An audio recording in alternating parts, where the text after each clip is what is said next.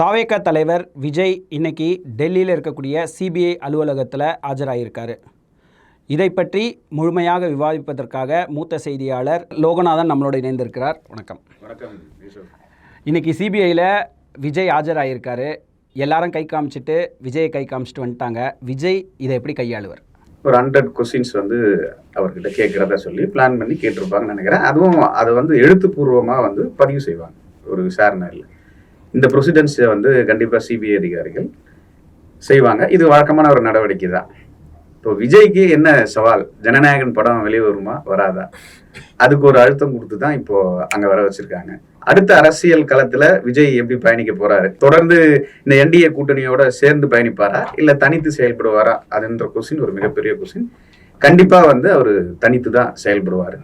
ஏன்னா பிஜேபியோட தொலைநோக்கு பார்வை இந்த எலெக்ஷன் கிடையாது, வருகின்ற நாடாளுமன்ற தேர்தல் தான் பிஜேபியோட ஒரு தொலைநோக்கு. இல்லை, நாடாளுமன்ற எலெக்ஷனுக்கு இப்போ நெருக்கடி கொடுக்க வேண்டிய அவசியம் என்ன?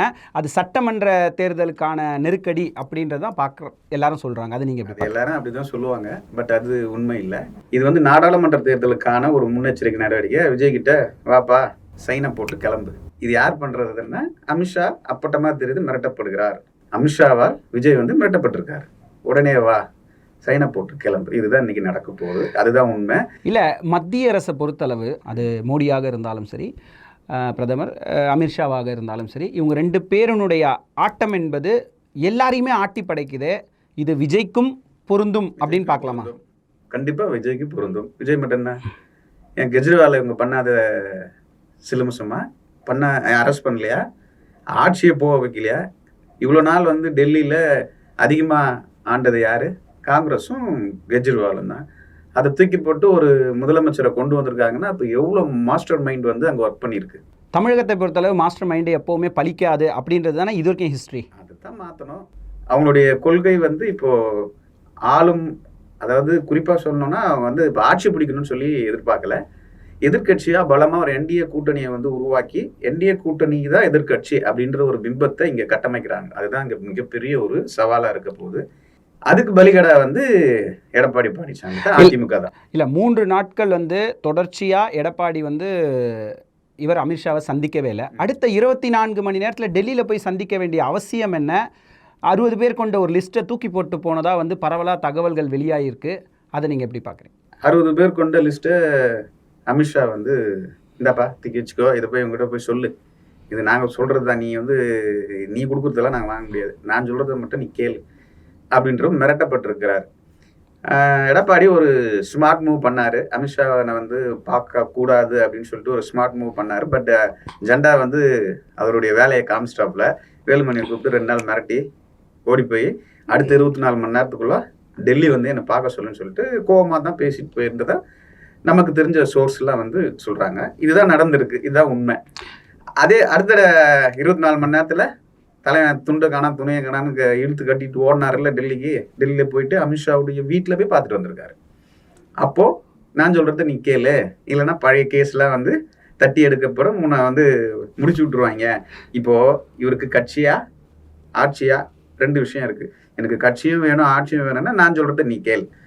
சவாரி ஏறி அவர் மேலே எடப்பாடி மேலே உட்காந்து ஓட்டுறாங்க. எடப்பாடிக்கு அதை முடிஞ்சு, ஆல்மோஸ்ட் முடிஞ்சு. இது அதிமுகவுக்கு ஒரு மிகப்பெரிய அழிவு பாதையை நோக்கி செல்கிறது. எடப்பாடியோட பையன் சம்பந்தி மேலாம் ஆல்ரெடி கேஸ் இருக்குது, நிறைய கேஸு. அந்த கேஸை தூசி தட்டி உன்னை முடிச்சு விட்டுருவோன்னு சொல்லி கூப்பிட்டு மிரட்டி அமைச்சிருக்காரு.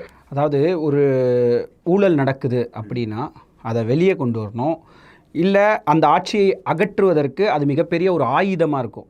ஆனால் நீ ஊழல் பண்ணு அப்படின்ற அளவுக்கு விட்டுட்டு அந்த ஊழல் பண்ண பிறகு அந்த ஃபைலை வச்சுட்டு இவங்க ஆட்சி பண்ணுறது, இந்த ஆட்சியை எப்படி சொல்லணும்? பிஜேபி ஆளாத மாநிலங்களில் எல்லா மாநிலங்கள்லையும் இந்த ஸ்ட்ராட்டஜி தான் அவங்க பயன்படுத்திட்டு வராங்க.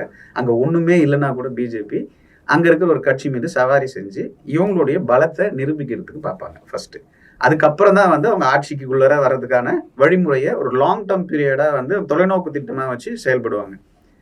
இப்போ 29 தேர்தல் கூட கிடையாது, அதுக்கு அடுத்த வரக்கூடிய 30ல் வரக்கூடிய ஒரு தேர்தல் தான் இவங்களுடைய டார்கெட். இந்த தேர்தல் கிடையாது. இந்த தேர்தலில் என்னுடைய தலைமையில தான் எதிர்கட்சியை உட்காரணுன்றது பிஜேபியோட மிகப்பெரிய அஜெண்டா. அதை பேஸ் பண்ணி தான் அவங்க பயணமே பண்ணுறாங்க. அப்பட்டமா தெரியுது எடப்பாடி கதை முடிஞ்சது. இந்த ஒரு தடவை வந்து எடப்பாடி வின் பண்ணி அவர் காட்டலைன்னா அதிமுக அவர்கிட்ட கிடையாது. அது பாஜக கிட்ட அடமானம் வைக்கப்பட்டது தான் நிதர்சனமான உண்மை. இது எல்லாருக்கும் தெரியும். அப்பட்டமா வந்து ஒரு தமிழகத்துல தாமரை மலர்ந்தே தீரும் என்ற ஒரு முயற்சியை எடுத்து தொலைநோக்கு திட்டமா டார்கெட் பண்ணி ஒரு 60 தொகுதியை இவங்களே டிசைட் பண்ணி இதுல நாங்க தான் நிக்க போறோம், நீ வந்து கொடுக்க தேவையில்லைன்னு சொல்லி அப்பட்டமா மிரட்டியிருக்காங்க. இந்த 60 தொகுதிகளுமே பார்த்தீங்கன்னா அஇஅதிமுகவுக்கு மிக சாதகமாக இருக்கக்கூடிய தொகுதி, வன்னியர் பெல்ட்டா இருக்கக்கூடிய தொகுதி. பாமக உள்ள வந்திருக்கு. இது ஏன் குறிப்பான்னா இவங்களால ஓட்டு வாங்கி ஜெயிக்க முடியாது. ஏற்கனவே அதிமுக தயவுல தான் வந்து இருந்த அந்த 4 எம்எல்ஏஸ் உருவாக்குனாங்க. அதை அப்படியே கொஞ்சம் நாடாளுமன்ற தேர்தலில் இது பண்ணும்போது ஒரு 18% ஓட்டு வாங்கிட்டேன்னு சொல்லி பெருமையாக பீத்திக்கினாங்க. அதெல்லாம் கிடையாது. அது வந்து எல்லாமே வந்து ஏடிஎம்கேயோட ஓட்டு. இன்னொன்று நிறைய பேர் சொல்கிற கருத்து என்னென்னா மால் ப்ராக்டிஸ் பண்ணிட்டாங்க, மிஷினை வச்சு ஏமாற்றிட்டாங்க. ஓட்டு வாக்கு மிஷின்லேருந்து ஃப்ராடுத்தனம் பண்ணி தான் இந்த 18% வாக்கையும் உருவாக்குறாங்கன்னு சொல்லி எல்லாரும் கருத்து தெரிவிச்சுக்கிறாங்க. மூத்த செய்தியாளர்லேருந்து அரசியல் தலைவர்கள்லேருந்து எல்லாருமே சொல்லக்கூடிய ஒரு விஷயம். இப்போ இவங்க மெஜாரிட்டியை ப்ரூவ் பண்ணிட்டாங்கன்னு சொல்லி ஒரு பிம்பத்தை கட்டமைச்சிருக்காங்க. அடுத்தது என்ன? அடுத்தது வந்து சட்டமன்ற தேர்தலில் என்ன பண்ணணும்? இவங்களால எடப்பாடி கொடுக்கக்கூடிய தொகுதியில் வந்து நின்னாங்கன்னா தோற்றுருவாங்க. ஓட் பேங்கை அங்கே ப்ரூவ் பண்ண முடியாது. அதனால் எனக்கு இது தொகுதி வேணும்னு சொல்லி கட்டாயப்படுத்தி மிரட்டி தான் இது வாங்குறாங்க. எந்த இடம் அப்படின்னு பார்த்தா அதிமுக எங்கெங்கெல்லாம் வந்து ஸ்ட்ராங்காக இருக்குதோ ஓரளவுக்கு அங்கே வந்து வன்னியருடைய பெல்ட் அங்கே இருக்குதா பார்த்துட்டு அங்கே நின்னா வந்து கன்ஃபார்மாக ஓட்டு நமக்கு விழுந்துடும், நம்ம ஜெயிச்சிடலான்ற ஒரு ஆசையில் இருக்காங்க. இப்போ 60 தொகுதியில் அட்லீஸ்ட் ஒரு 40 தொகுதியாவது ஜெயிச்சாங்க அப்படின்ற பட்சத்தில் தனிப்பெரும்பான்மையாக அவங்க உள்ளே போய் உட்காருவாங்க. அவங்க குரல் வந்து வலுவாக ஒழிக்கும். இதுதான் வந்து பிஜேபியோட அடைஞ்சா இந்த வருஷத்துக்கு ஜெயிக்கிறதுக்கு அவங்களுக்கு ஆசைப்பட. அப்போ வந்து அப்போ வந்து திமுக வந்து வெற்றி பெற்றுச்சு அப்படின்றத ஒத்துக்கிறாங்களா? கண்டிப்பா திமுக தான் வெற்றி பெறும் அப்படின்றது அவங்களுக்கு நல்லாவே தெரியும். அதுக்கான கூட்டணி அவங்க கிட்ட பலமா இருக்கு. இப்போ இந்த ரோல் எப்படி பிளே பண்றாருன்னா, விஜய் இந்த எலெக்ஷன்ல நிற்கும் பொழுது சிறுபான்மை மக்களை ஓட்டை பிரிப்பார் கண்டிப்பா. அப்ப பிரிக்கும் போது ஏற்கனவே ஒரு தேர்ட் ஃப்ரண்ட்னு ஒரு பார்ட்டி வந்து கண்டக்ட் பண்ணி எல்லா கட்சியெல்லாம் சேர்த்து ஒரு தேர்தலை சந்திச்சாங்க, மக்கள் நல கூட்டணின்னு. அப்போ என்ன நிலைமையாச்சு? ஆளுகின்ற அரசை தான் மீண்டும் வந்து ஆட்சிக்கு வந்தாங்க. தனிப்பெரும்பான்மையோட மெஜாரிட்டியோட ஜெயலலிதா செகண்ட் டைம் கண்டினியூவாக வின் பண்ணுறது வந்து நடந்துச்சா இல்லையா? ஸோ இதைத்தான் வந்து அஜெண்டாவை எடுத்து பண்ணுறாங்க. ஒரு ஐடியாலஜி தான் இது. இப்போது விஜய் வந்து ஓட்டை பிரிச்சிட்டாருன்னு வச்சிங்களேன், ஆட்டோமேட்டிக்காக என்ன ஆகும்? டிஎம்கே வின் பண்ணும். இப்போ இவங்களுடைய அஜெண்டா என்ன? எதிர்கட்சியாக நிற்கணும், ஒரு பெரிய பொறுப்பில் எதிர்கட்சியாக இருக்கணும். அதே மாதிரி தனி பெரும்பான்மை எங்களால் தான் இங்கே ஜெயிச்சு நாங்கள் வந்து எதிர்கட்சியாக நிற்கிறோம். இப்போ யாருன்னு எதிர்கட்சி தலைவரான மெஜாரிட்டி யாருன்னு பார்த்துட்டு நயனார் நாகேந்திரன் கொடுக்குறதுக்கு வாய்ப்பு இருக்குது. இப்போ எடப்பாடியை வந்து முடிச்சு விட்ற வேலையை வந்து மிக தெளிவாக பிஜேபியும் சரி, குறிப்பாக நம்ம ஜெண்டா வந்து பக்காவாக ஒரு பிளானை போட்டு அதை எக்ஸிக்யூட் பண்ணுறாரு. ஜெண்டா வந்து மதிக்கல எடப்பாடி அப்படின்றது ஒரு பக்கம் இருந்தாலும் அதனால தான் கூப்பிட்டு மிரட்டினாராங்க. மிரட்டியும் கூப்பிட்டாரு அப்படின்னு வச்சுங்களாமே. அடுத்த தேர்தலில் என்ன நடக்கும் பார்த்தா ஏடிஎம்கே அழிச்சிருவாங்க, கண்டிப்பாக அழிச்சிருவாங்க. அது வந்து அப்பட்டமாக தெரியுது எல்லாருக்கும். சின்ன குழந்தை கூட கேட்டாலும் கூட சொல்லிடுவாங்க, இது வந்து பெரிய ஸ்ட்ராட்டஜிலாம் வச்சு பேசணும்னு அவசியமே கிடையாது. கண்டிப்பாக ஏடிஎம்கே அழிய போகுது. அதுக்கு ஒரு காரணம் பிஜேபி தான். பிஜேபி ஆளாத மாநிலங்களில் எப்படிலாம் ஆட்சியை பிடிக்கிறாங்க, எப்படிலாம் வந்து எம்எல்ஏஸ் விலைக்கு வாங்குறாங்க, அவங்க தலைமையில் ஒரு ஆட்சி எப்படி உருவாக்குறாங்கன்றது தான் அடுத்த பிளான். தமிழ்நாட்டில் பலிக்காதுன்னு சொல்லிட்டு இருக்காங்க. பட் நடந்துடுச்சுன்னா இப்போது தமிழ்நாட்டில் பாரதிய ஜனதா கால் பதிப்பதற்காக என்ன வேணாலும் செய்வாங்க அப்படின்ற ஒரு சூழல் நீங்கள் சொல்கிறத வச்சு பார்க்கும்போது தெரியுது. அதில் விஜயை கனெக்ட் பண்ணுறதுக்கான காரணம் என்ன? இவங்களுடைய அடுத்த தேர்தலில் விஜய் வந்து சப்போர்ட் பண்ணணும். இப்போ நாடாளுமன்ற தேர்தலில் விஜய் சப்போர்ட் பண்ணால் கூடுதல் வெற்றி அவங்களுக்கு பெறும். தமிழ்நாட்டிலேருந்து குறைந்தபட்சம் ஒரு 10 to 20 எம்பிக்களை உருவாக்கி டெல்லிக்கு அனுப்பணும். அதுதான் வந்து ஜெண்டாவோட மிகப்பெரிய ஒரு டார்கெட். ஏன்னா இங்கிருந்து பிஜேபி போகிறவங்க அதிகபட்சம் 1 அப்படி தான் போயிட்டு இருந்தாங்க. அதுவே மிகப்பெரிய அசிங்கம். நாடாளுமன்றத்தில் விவாதத்தில் 0 ஒரு எம்பி போட்டு கிளின்னு கிழிச்சிட்டாரு. இவங்க எங்கே வேணாலும் ஆளைய காட்டுறானுங்க, ஆனால் தமிழ்நாட்டில் மட்டும் வேலை கட்ட முடியல, இவனுக்கு வேலை ஒட்டை கட் பண்ணிடுறாங்கன்னு சொல்லி ராகுல் காந்தி பெரிய கிளாஸை எடுத்தார். அது எவ்வளோ பெரிய அசிங்கம். முடியாதா? ஆமாம், அதை முடிச்சு காட்டணும். அதுக்கான ஸ்ட்ராட்டஜியை தான் வந்து அமித்ஷா செய்கிறாரு. அந்த வேலையை வந்து அழகாக அவர் நீட்டாக மூவ் பண்ணுறாரு. இந்த சிபிஐ விசாரணை, இவங்க வந்து நீதி கிடைக்கும் சிபிஐ விசாரணைன்னு சொல்லிட்டு தான் போனாங்க. ஆனால் அவங்க புலி வகையில் பிடிச்சிட்டதுக்கு பதிலாக அந்த முதல் வாயில்கிட்ட மாட்டிக்கினாங்க. இதுதான் உண்மை. இப்போ விஜய் மாட்டிக்கிட்டாரு. இந்த மாட்டிக்கினார் ஒருத்தருன்ற மாதிரி விஜய் வந்து மாட்டிக்கிட்டாரு. விஜய் கட்சியை பொறுத்தளவு இப்போ புசி ஆனந்தை தவிர, புசி ஆனந்த் மன்றத்திலேருந்து வந்தவர், மற்ற எல்லாருமே ஒவ்வொரு கட்சியிலேருந்து வந்திருக்காங்க. இதுவும் திட்டமிட்டு தான் அனுப்பப்பட்டவர்கள் தானா? இன்னொன்று, அவங்களுக்கு ஒவ்வொரு அஜெண்டாக்கள் இருக்குது. அது எப்படி வந்து விஜய் எடுத்து இந்த எலெக்ஷனை வந்து சந்திக்க போகிறார்? எனக்கு தெரிஞ்ச வரைக்கும் திட்டமிட்டு தான் அனுப்புனாதா எனக்கு பர்சனலாக நான் சொல்கிறேன். மேபி இருக்கலாம், வாய்ப்பு இருக்குது. விஜய் கட்சி வளர்ந்துரும்னு வச்சிங்களேன், அதுக்கு மாற்று கருத்தே இல்லை. அவங்களுடைய ரசிகர்கள் கண்டிப்பாக வந்து விஜய்க்கு ஓட்டு போடுவாங்க. அதில் வந்து நம்ம மாற்று கருத்தே இல்லை. ஒவ்வொரு குடும்பத்துலேயும் அட்லீஸ்ட் ஒருத்தராது விஜய்க்கு ஓட்டு போடுறதுக்கான சாத்தியக்கூறு இப்போ இருக்குது. நிறைய பேர்கிட்ட நம்ம பேசும்போது என்ன சொல்கிறேன், நான் விஜய்க்கு இந்த வாட்டி ஓட்டு போடுவேன். ஏன்னா 2 பேர் போட்டு பார்த்தாச்சு. 3வது யாருக்கா புதுசாக ஒருத்தவங்களுக்கு ஏதாவது செய்யணும், அவங்கள வர வைக்கணும் அப்படின்ற எண்ணத்தில் மக்கள் வந்துட்டாங்க. பட் விஜய்க்கு ஒரு கணிசமான ஒரு வாக்கு சதவிகிதம் அவருக்கு வந்துடும். பட் முதல்வர் ஆவாரான்றது தான் இங்கே கேள்வி. முடியுமா? இப்போ முடியாது, அடுத்த வாட்டி ட்ரை பண்ணலாம். பட் அவர் தலைமையில் ஒரு தேர்தலை சந்திக்கணும்னா அப்போது ஏடிஎம்கே இருக்காது. அந்த நிலைமைக்கு வந்தால் தான் விஜய் தலைமையில் ஒரு தேர்தலை சந்திக்க முடியும். அப்போது நாட்டில் இருக்கக்கூடிய ஐடி ரைடாக இருக்கட்டும், சிபிஐ விசாரணையாக இருக்கட்டும், இடி ரைடாக இருக்கட்டும், இது எல்லாமே முறையாக நடக்குதா இல்லையா அப்படின்ற ஒரு கேள்வி இந்த இடத்துல எழும்புதில்ல. கண்டிப்பாக முறையாக நடக்கலை. குறிப்பாக வந்து பிஜேபி 3வது தடவை வந்ததுக்கப்புறம் எந்தெந்த மாநிலங்களில் எந்தெந்த கட்சியை மிரட்டி பணிய வைக்க முடியுமோ அதற்கு இந்த அமைப்புகள் எல்லாமே வந்து உறுதுணையாக இருக்கிறது நிதர்சனமான. ஏன் உங்களுக்கு தெரியாதா, எனக்கு தெரியாதா? இடியை வச்சு என்னென்ன மிரட்டுறாங்க, எப்படிலாம் மிரட்டுறாங்க, இன்கம் டேக்ஸ் அனுப்பி அவங்க தொல்லை கொடுக்குறது. ஏன் விஜய்க்கே பண்ணாங்க இல்லையா? விஜய் அப்போ வந்து கொஞ்சம் எதிர்த்து செயல்பட்டார். இப்போ முடியாது, இப்போ கார்னர் பண்ணுறாங்க. இதெல்லாம் ஃபேஸ் பண்ணி விஜய் வெளியே வருவார். வந்தாருன்னா ஒரு தனிப்பட்ட மெஜாரிட்டியில் அவர் தனியாக ட்ராவல் பண்ணாருன்னா ஓகே. மிரட்டப்பட்டு ட்ராவல் பண்ணாருன்னா விஜய் கதையும் அதோகதி தான். இப்போது கரூர் சம்பவத்தை பொறுத்தளவு சிபிஐயில் ஆஜராகிருக்கிற விஜய் 100 கேள்விகள் அவருக்கு பட்டியலிடப்பட்டிருக்குன்னு சொல்கிறாங்க. அதில் வந்து முன்னாடியே பார்த்திங்கன்னா புசி ஆனந்தா இருக்கட்டும், ஆதவ் அர்ஜுனா இருக்கட்டும், இந்த கூட்டத்தை வந்து கூட்டினவங்க எல்லார்கிட்டையும் விசாரணைகள் முடிஞ்சிச்சு. இதில் மாற்றான விஷயங்கள் எது நடந்தாலும் விஜய்க்கு அது சாதகமாக இருக்குமா பாதகமாக இருக்குமா? கண்டிப்பாக விஜய்க்கு பாதகம் தான். அவருடைய டிரைவரை இவங்க வந்து கேப்சர் பண்ணிட்டாங்கன்னே சொல்லலாம். உள்ளே வந்து அந்த சிசிடிவி கேமரா வீடியோஸ்லாம் வந்து கேப்சர் பண்ணியிருக்காங்க. ஸோ இப்போ கன்விக்ட் ஆகணும்ல, விஜயை மாட்டி விடணும் அப்படின்னு தெரிஞ்சிச்சுன்னா இந்த டிரைவரை வந்து ஒரு பலிகடாவாக்கி அவரை தூக்கி முதல்ல உள்ளே வச்சுட்டு அடுத்தது விஜய் பக்கம் வருவாங்க 1 by 1. விஜய் இதுக்கெல்லாம் ஒத்துக்கலைன்னா திகார் தான் அவருக்கு கன்ஃபார்ம். அப்படியே தூக்கி போய் உள்ள ஒரு 20 நாளோ 1 மாதமோ அவர் திகார் ஜெயிலில் இருப்பார். பெயில் எடுத்து கூப்பிடுவாங்க. அது கன்ஃபார்மாக நடக்கிறதுக்கு வாய்ப்பு இருக்குது. பட் விஜய் காம்ப்ரமைஸ் ஆகிட்டாருன்னா இந்த ட்ராக்கே வேறு மாதிரி போகும், அரசியல் களமே வேறு மாதிரி போகும். வருங்கால அரசியலில் வந்து ஒரு மிகப்பெரிய ஒரு மாற்றம் வரும். குறிப்பாக வந்து பிஜேபி வளர்ந்துடும் தமிழ்நாட்டில். அதுக்கான வேலைகளை தான் தெளிவாக செய்கிறாங்க. இவரே போய் மாட்டிக்கினார் தான் அர்த்தம். இப்போ ஒரு அனுபவம் இல்லாமல் ஒரு யாருக்கிட்ட இவன் தலையில் வரம் கொடுத்தவன் தள்ளி கை வச்சு பார்க்குற கதை தான். இவங்க தேவையில்லாமல் போய் ஒரு இங்கே லோக்கல்லே இருந்திருந்தா முடிச்சு விட்ருவாங்க தமிழ்நாடு அரசுன்னு சொல்லி அந்த தப்பிக்கலான்னு போயிட்டு இப்போ அங்கே போய் மாட்டிக்கினாங்க சிபிஐ கிட்ட. டெல்லியில் குறிப்பாக ஜெண்டா கிட்ட மாட்டிக்கிட்டாங்க. ஏடிஎம்கேவை பொறுத்தளவு அவங்களுடைய ஒரு 60 சீட்டு கேட்டிருக்கிறதா சொல்கிறாங்க. அந்த 60 சீட்டுமே ரொம்ப பலம் வாய்ந்த ஏடிஎம்கேவும் வன்னியர் பெல்ட்டும் பலம் வாய்ந்த ஒரு இடத்த பிஜேபிக்கு அவங்க ஒதுக்க வேண்டிய ஒரு சூழலுக்கு தள்ளப்பட்டாங்கன்னா எடப்பாடியோடைய நிலைமை என்ன? எடப்பாடி நிலை கவலைக்கிடம். ஓப்பனாக சொன்னால் இந்த தேர்தலோட எடப்பாடி கதை முடிஞ்சு. யார் கூட ட்ராவல் பண்ணாங்கன்னா பிஜேபி கூட ட்ராவல் பண்ணாங்க, முடிச்சு விட்ருவாரு. நம்ம ஜெண்டா முடிச்சு விட்ருவாருன்னு வச்சிங்களேன். அதுக்கு என்ன காரணம்னா அவங்க வளர்கிறதுக்கு இவங்க மேலே குதிரை சவாரி பண்ணுறாங்க. இவர் நல்லா மாட்டிக்கிட்டாரு, தொக்கா போயிட்டு. ஒன்று கூட்டணி வைக்கிறியா இல்லை ஜெயிலுக்கு போறியா, இந்த 2 ஆப்ஷன் தான். அப்போ என்ன பண்ணுவேன், கட்சி வேணும்.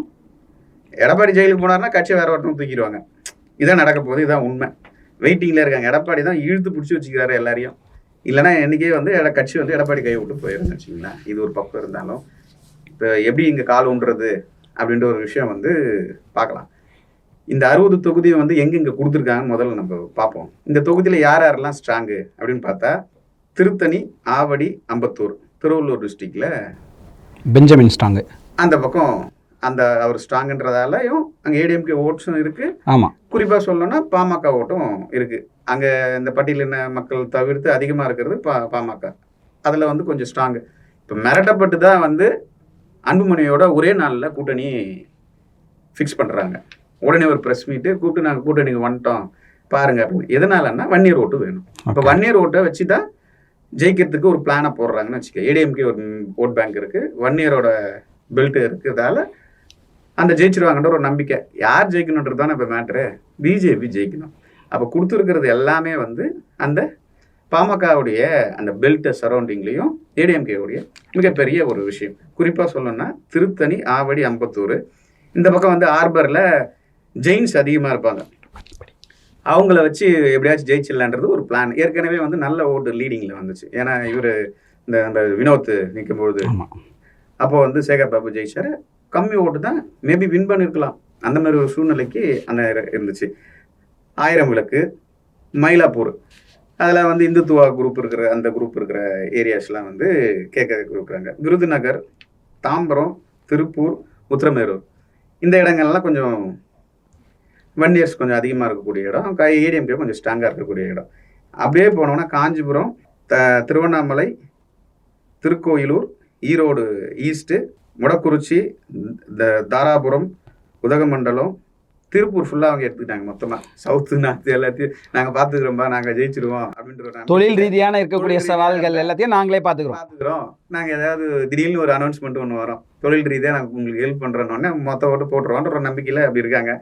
அப்புறம் சிங்கநல்லூர், பழனி, அரவக்குறிச்சி, ஸ்ரீரங்கம், திருச்சிராப்பள்ளி ஈஸ்ட்டு, திட்டக்குடி, விருதாச்சலம், சிதம்பரம், மயிலாடுதுறை, கும்பகோணம், காரைக்குடி, சிவகங்கை, மதுரையில் 2 இடத்துல கேட்டிருக்காங்க. ஒரு நார்த் ஒன்று, சென்ட்ரல் ஒன்று. மதுரையில் இவங்க மாநாடு நடத்தினாங்க. அந்த மாநாட்டால் ஜெயிச்சிருவாங்கன்ற ஒரு நப்பாசையில் அந்த 2 பக்கம் கேட்டிருக்காங்கன்னு வச்சிங்களேன்.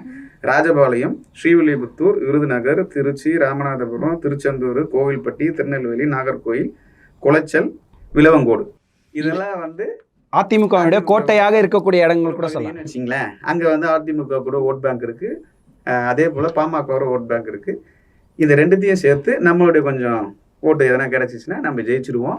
சட்டசபையில் நம்மளுடைய குரல் ஒலிக்கணும். எதிர்கட்சியாக என்டிஏவோட கூட்டணி தலைமையில் ஒரு எதிர்கட்சி தலைவர் வரணுன்றது தான் ஜெண்டாவோடைய மிகப்பெரிய ஒரு மாஸ்டர் பிளான். அதை எக்ஸிக்யூட் பண்ணுறாங்க, பண்ணிகிட்டு இருக்காங்க. இதில் விஜயம் ஒரு புள்ளியாக வந்து சிக்கியிருக்காரு. இந்த தேர்தலில் விஜய் தேவை கிடையாது, பட் அடுத்த தேர்தலில் கண்டிப்பாக விஜய். எப்போவுமே பாரதிய ஜனதாவுக்கு வந்து தொலைநோக்கு பார்வையினுவாங்க. அது வந்து மக்களுக்கு செய்கிற சேவையில் வந்து கேள்விக்குறியாக இருக்குது. ஆனால் எலெக்ஷனில் ஜெயிக்கிறதும் மற்ற ஆட்சியாளர்களை பணிய வைக்கிறதுலையும் பிளானிங் ரொம்ப ஸ்ட்ரென்த்தாக இருக்குன்னு எடுத்துக்கலாமா? ஏன் இந்த தொலைநோக்கு திட்டம் அப்படின்னு பார்த்தா மைக்ரோ லெவலில் பிளான் பண்ணுவாங்க பிஜேபிக்காரங்க. ரொம்ப ஈஸி. ஒரு பாகம்னா அந்த பாகத்துக்கு ஒரு 10 பேர் சேர்த்தா போதும் அவங்களுடைய டார்கெட். பாக முகவர்கள் எத்தனை பேர்? 10 பேர் இருப்பாங்களா? அந்த 10 பேர் 10 சேர்த்தால மினிமம் வந்து 70 பேர் ஒரு பாகத்தில் சேர்க்கணுன்றது தான் வந்து அஜெண்டா. சமீபத்தில் ஒரு பாக முகவர்கள் மீட்டிங் நடத்தினார் அமித்ஷா, வந்து சொன்னார்ல, இதுதான் அவங்களுடைய சீக்ரெட் அஜெண்டான்னா ஒரு பாகத்தில் 70 பேர் சேர்க்கணுன்றது தான் வந்து ஒரு அஜெண்டா. அதை நான் எனக்கு தெரிஞ்ச சோர்ஸ் ஒருத்தர் பிஜேபியில் இருக்கார், அவர் சொன்னது இதுதான், 70 பேர் வந்து சேர்த்தா போதும்பா. அப்போது ஒரு சின்ன ஒரு கவுன்சிலர் ஏரியாவில் ஒரு கிட்டத்தட்ட ஒரு 500 பாகம் இருக்குன்னா என்ன ஆச்சுன்னு யோசிச்சு பாருங்கள். மைக்ரோ லெவலில் பிளானிங் இது பண்ணாலே கிட்டத்தட்ட ஒரு 35% ஓட்டு வந்து வாங்கிடுவாங்க பிஜேபி. அப்போ ஓட் பேங்கை நிரூபிச்சிருவாங்க. இதுதான் வந்து மைக்ரோ பிளான் லெவல்.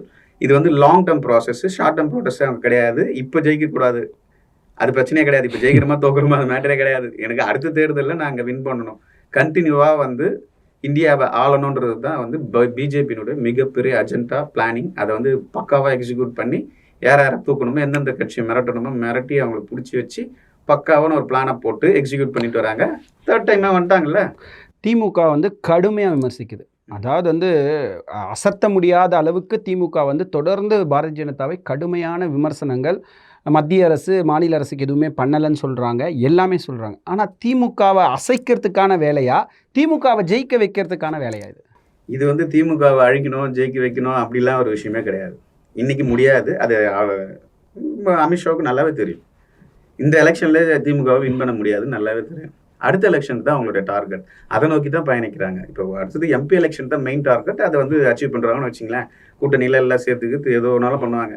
பட் திமுகவை அழிக்கணும்னா அது தேவையில்லை. இவங்க கட்சியை வளர்க்கணுன்றது தான் இவங்களுடைய ஐடியாவாக இருக்குது. அதுக்கு யார் பலிகடான்னா சின்ன சின்ன கட்சி அதுக்கு பலிகடா வந்து அதிமுக. இல்லை முறையாக வந்து கட்சியை வளர்க்கணும் அப்படின்னா இப்போ வந்து தமிழிசை இருந்தாங்க, நயினார் நாகேந்திரன் இருந்தாங்க, பொன் ராதாகிருஷ்ணன் தலைவராக இருந்தார். ஆனால் அண்ணாமலை வந்த பிறகு கட்சி நல்லா தானே வளர்ந்துச்சு. ஆனால் உடனடியாக அவரை தூக்கிட்டு திருப்பி நயினார் நாகேந்திரனை போட்டது காரணம் என்ன? அண்ணாமலை தூக்குறதுக்காரன் எடப்பாடி. என் கட்சியிலே நீ கூட்டணி இருப்ப, என்னையே வந்து கேவலமாக பேசுவேன். இப்போ நீ இருந்தால் நாளைக்கு நான் போகிற இடத்துல என்ன பண்ணுவாங்க? மதிப்பாங்களே என்ன? என் கட்சிக்காரன் மதிப்பானா? எனக்கு ஓட்டு போடுவானா? இது வந்து பக்காவான ஒரு பிளான் தான் வச்சிங்களேன். எடப்பாடியால் தான் அண்ணாமலை வெளியே போனார், அது உண்மை. அண்ணாமலைக்கு அங்கே இப்போ பெரிய வாய்ஸ் இருக்குதுன்னா ஓரளவுக்கு இருக்குது, பட் பவரில் இல்லை. ஏதோ ஒரு பிளான் போட்டு அண்ணாமலை ஒரு பக்கம் ட்ராவல் பண்ணிட்டு இருக்காரு. விரைவில் வேறு கட்சியை ஒன்று புதுசாக ஓப்பன் பண்ணாலும் கூட பண்ணலாம், அப்படி கூட சில பேர் பேசிகிட்டு இருக்காங்க. பொறுத்திருந்து தான் பார்க்கணும். அண்ணாமலை வந்து புதிய கட்சியை வந்து துவக்கிடுவார் அப்படின்னு சொன்னது மட்டும் இல்லை, அதற்கான வேலைகளும் செய்யப்பட்டதாகவும், எப்பவும் போல மத்திய அரசினுடைய அமித்ஷா நேரடியாக அதில் வந்து வார்ன் பண்ணதாகவும் சொல்லப்படுது. உண்மையிலே அப்படி நடந்ததாக நானும் கேள்விப்பட்டேன். கூப்பிட்டு வார்ன் பண்ணியிருக்கிற சமீபத்தில் கூட எல்லாம் டெல்லி போயிருந்தாங்கல்ல, அப்போவே அந்த விஷயம் நடந்திருக்கிறதா சொல்லப்படுகிறது. அதுக்கும் வாய்ப்பு இருக்கிறது. அவர் கட்சியும் ஆரம்பிக்கலாம், வேறு ஒரு நாளும் பண்ணலாம். அண்ணாமலை ஒரு மாஸ்டர் பிளானிங் வச்சிருப்பாப்புல, ஒரு கிரிமினல் மைண்டட் பொலிட்டிஷியன் வந்து அண்ணாமலை. கண்டிப்பாக அதுவும் செய்யறதுக்கு வாய்ப்பு இருக்குது. பாரதிய ஜனதா கட்சியினுடைய தந்தரங்க வேலை, அதிமுகவினுடைய நிலைப்பாடு மற்றும் டிவிகேயினுடைய நகர்வுகள், இதை எல்லா விஷயங்களையும் நம்ம விரிவாக விவாதிச்சிருக்கோம். தொடர்ந்து தக்கார் குரல் பேஜை ஃபாலோ பண்ணுங்கள், எல்லாரும் சப்ஸ்கிரைப் பண்ணுங்கள், எல்லாரும் ஆதரிங்க. இது போன்ற நல்ல விஷயங்களை தொடர்ந்து பார்க்கலாம். நன்றி.